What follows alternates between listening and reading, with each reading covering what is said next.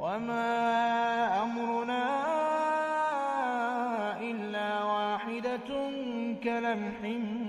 بالبصر ولقد أهلكنا أشياعكم فهل من مدكر وكل شيء فعلوه في الزبر وكل صغير وكبير مستطر إن المتقين في جنات ونهر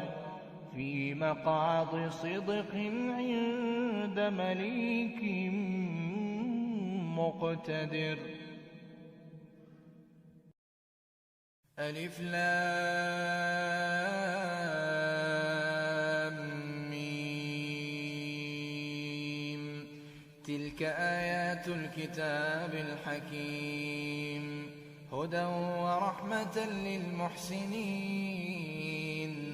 الذين يقيمون الصلاة ويؤتون الزكاة وهم بالآخرة هم يوقنون أولئك على هدى من ربهم وأولئك هم المفلحون ومن الناس من يشتري لهو الحديث ليضل عن سبيل الله بغير علم ويتخذها هزوا أولئك لهم عذاب مهين وإذا تتلى عليه آياتنا ولى مستكبرا كأن لم يسمعها كأن في أذنيه وقرا فبشره بعذاب أليم إن الذين آمنوا وعملوا الصالحات لهم جنات النعيم خالدين فيها وعد الله حقا وهو العزيز الحكيم خلق السماوات بغير عمد ترونها وألقى في الأرض رواسي أن تميد بكم وبث فيها من كل دابة وأنزلنا من السماء ماء فأنبتنا فيها من كل زوج كريم هذا خلق الله فأروني ماذا خلق الذين من دونه بل الظالمون في ضلال مبين ولقد آتينا لقمان الحكمة أن اشكر لله ومن يشكر فإنما يشكر لنفسه ومن كفر فإن الله غني حميد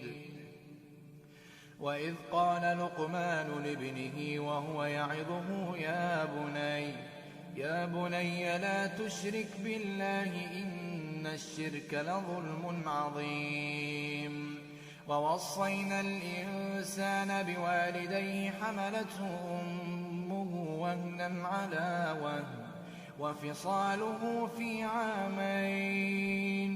أن اشكر لي ولوالديك إلي المصير وإن جاهداك على أن تشرك بي ما ليس لك به علم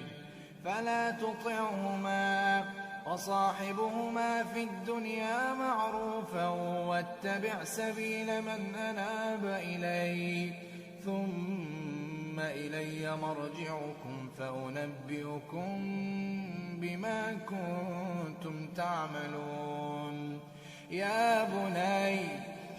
بني إنها إن تك مثقال حبة من خردل فتكن في صخرة أو في السماوات أو في الأرض يأت بها الله إن الله لطيف خبير يا بني أقم الصلاة وأمر بالمعروف وانه عن المنكر واصبر على ما أصابك إن ذلك من عزم الأمور ولا تصعر خدك للناس ولا تمش في الأرض مرحا إن الله لا يحب كل مختال فخور واقصد في مشيك واغضض من صوتك